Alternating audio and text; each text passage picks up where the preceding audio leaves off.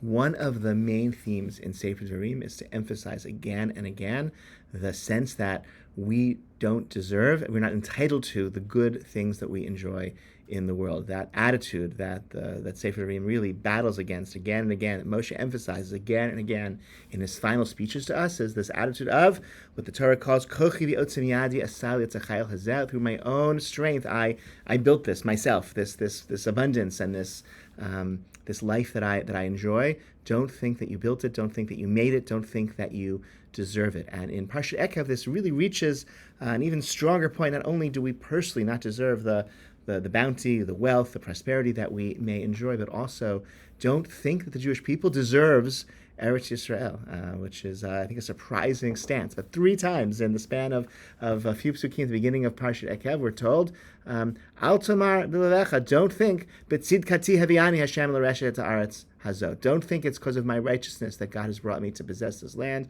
Lo b'tzidkacha v'yosh levecha. It's not because you're righteous or so good.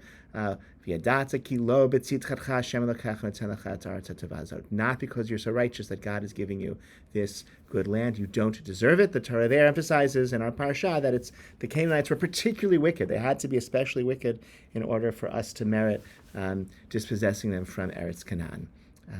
This seems to be in tension with other verses in the Torah, even in Sefer Dvarim, that speak about God's love for us, and the Ramban noticed this tension, and the resolution the Ramban offers is that all of the psukim that speak of God's love for us and the loving way that God upholds the covenant with that God made with our ancestors, that speaks about Klal Yisrael as a kind of general, eternal concept that transcends time, that God has not given up on the Jewish people, that God has made a covenant with us, and there will always be some Jews who survive, and God will be able at some point to fulfill God's covenant with that surviving remnant, that Sherit HaPleitah.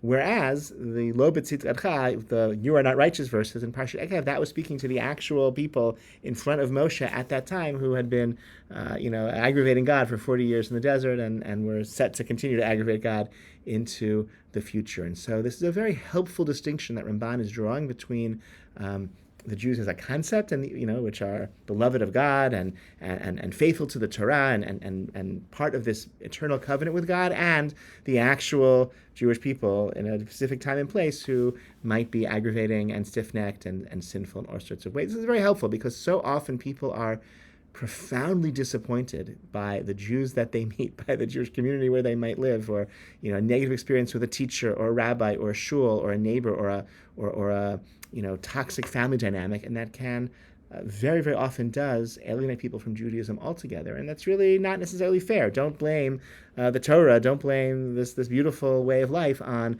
the specific failings of the actual human beings whom you may encounter. Ramban is helpful in that way. However, there's also, I think, a counter risk of being so in love with the concept of the Jewish people that you don't actually love the people who you sit next to in shul, right? Or the people you live amongst, your neighbors. It's important not just to love people in the abstract, but actually to act in a loving way, even to people you don't like, whom you live near. And so I think it's valuable, the approach of the Ramban. He resolves this tension in the verses, and that's very helpful. But as a psychological stance, I think we have to balance love for the actual people whom we live amongst and treating them in a loving way and in a respectful way, with recognizing that there's an ideal which transcends all of us and all of our failed behavior. I wish you all a Shabbat Shalom. Looking forward to spending the coming day with many of you. Be well.